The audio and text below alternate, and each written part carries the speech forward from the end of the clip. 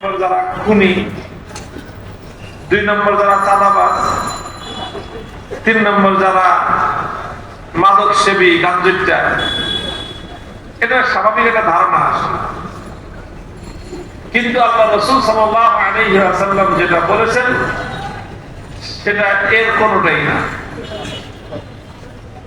যত বড় অপরাধী, সন্ত্রাসী, খুনি, হত্যাকারী, লুণ্ঠনকারী, চোর, ডাকাত, বদমাশ,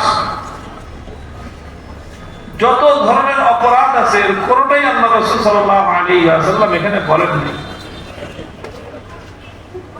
নবী আকরাম সাল্লাল্লাহু আলাইহি ওয়াসাল্লাম যেই 3 ব্যক্তির দ্বারা আল্লাহ পাক রব্বুল আলামিন যে 3 জনকে সর্বপ্রথম জাহান্নামের মধ্যে নিক্ষেপ করবেন, সেই 3 জনের পরিচয় শুনলে যারা আগে কখনো শুনে নাই তারা স্তম্ভিত হয়ে যাবে। যেটা বলে কি, যে 3 ব্যক্তিকে আল্লাহ পাক রব্বুল আলামিন প্রথমে জাহান্নামে নিক্ষেপ করবেন তার মধ্যে একজন হলো আলেম,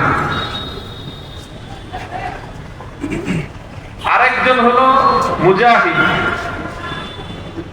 আরেকজন হলো দানবী, দান করে, অনেক দান খয়রাত করে। এই 3 ব্যক্তিকে আল্লাহ পাক রব্বুল আলামিন জাহান্নামের মধ্যে নিক্ষেপ করবেন। এখন বলবেন, হুজুর দান করছে, কি অপরাধ করছে? সে জিহাদ করছে, মুজাহিদ জিহাদ করছে, কি অপরাধ করছে? আলেম ভালো মানুষ, কি অপরাধ করছে? তাকে আল্লাহ পাক রব্বুল আলামিন জাহান্নামের মধ্যে নিক্ষেপ করবেন কেন? নবী আকরাম সাল্লাল্লাহু আলাইহি ওয়াসাল্লাম বলেন যে আল্লাহ পাক রব্বুল আলামিন এই 3 ব্যক্তিকে ডাকবেন, ডেকে যে ব্যক্তি মুজাহিদ, আল্লাহর রাস্তায় জিহাদ করতে করতে জীবন দিয়ে দিয়েছে, শহীদ হয়ে গেছে, আল্লাহ পাক তাকে ডেকে জিজ্ঞাসা করবেন যে আমি তোমাকে দুনিয়াতে পাঠাইছিলাম, তোমাকে একটা জীবন দিয়েছিলাম,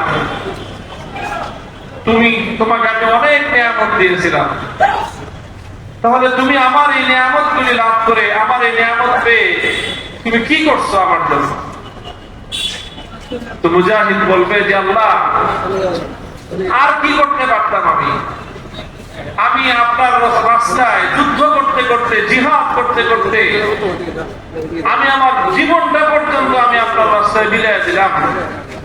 এরপরে আপনি কম যে আমি কি করছি?